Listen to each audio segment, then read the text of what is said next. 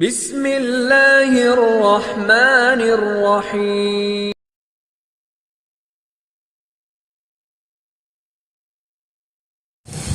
بسم اللہ والحمد للہ والصلاة والسلام علی رسول اللہ.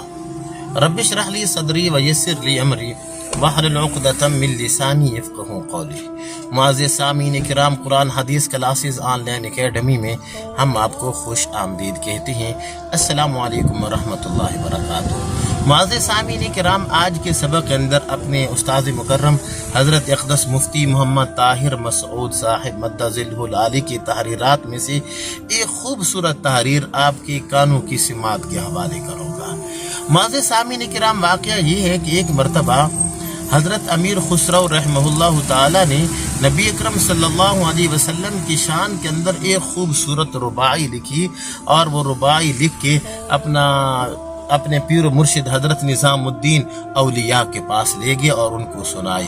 تو انہوں نے جب وہ نعتیہ رباعی سنی تو سننے کے بعد فرمایا کہ اے خسرو، جو سعدی نے رباعی لکھی ہے بلغ العلا بکمالہ کشف الدجا بجمالہ، اس کے برابر نہیں ہو سکتی.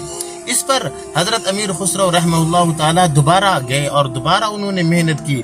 پھر جب اپنے پیر و مرشد کو سنائی تو انہوں نے پھر رد کر دیا. یہی کہے کہ سعدی کی نعتیہ رباعی کے برابر نہیں ہو سکتی. خیر، کافی محنت کرنے کے بعد ہر دفعہ ان کو یہی جواب ملتا کہ سعدی کی نعتیہ رباعی کے برابر نہیں ہو سکتی. اس پر حضرت امیر خسرو رحمہ اللہ تعالی نے اپنے پیر و مرشد سے ایک مرتبہ پوچھ ہی لیا کہ حضرت اس میں کیا وجہ ہے کہ آپ ہر دفعہ یہ کہہ دیتے ہیں کہ جو میری نعتیہ رباعی ہے سعدی کی رباعی کے برابر نہیں ہو سکتی. تو اس پر حضرت نظام الدین اولیاء نے فرمایا، اچھا اگر آپ یہ وجہ جاننا چاہتے ہیں نا تو پھر رات کو میرے پاس ہے نا. معزز سامعین کرام، رات کے ٹائم حضرت امیر خسرو رحمہ اللہ تعالی اپنے بزرگوں کے پاس گئے اور اپنا وہ ذکر و اذکار میں مصروف تھے. تو اس پر انہوں نے بلایا کہ میرے پاس آ کے بیٹھ جاؤ.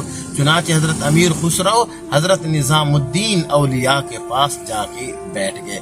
اب جب انہوں نے توجہ کی تو کیا دیکھتے ہیں کہ نبی اکرم صلی اللہ علیہ وسلم تشریف فرما ہیں اور آپ کے ارد گرد حضرات صحابہ کرام، اولیاء کرام سارے کے سارے جمع ہیں، اور حضرت شیخ سعدی رحمہ اللہ تعالی کھڑے ہو کے بلغ العلا بکمالہ کشف الدجا بجمالہ یہ سنا رہے ہیں.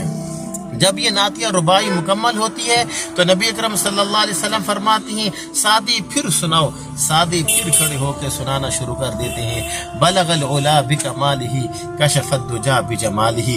جب پھر یہ نعتیہ رباعی مکمل ہوتی ہے تو نبی اکرم صلی اللہ علیہ وسلم فرماتی ہیں پھر سناؤ سعدی. تو حضرت سعدی پھر سنانا شروع کر دیتے ہیں بلغ العلا بکمالہ کشف الدجا بجمالہ. اس پر حضرت امیر خسرو رحمہ اللہ تعالی نے فرمایا حضرت اب مجھے واقعی وجہ سمجھ آ گئی ہے کہ جو میری نعتیہ رباعی ہے وہ سعدی کی نعتیہ رباعی کے برابر نہیں ہو سکتی.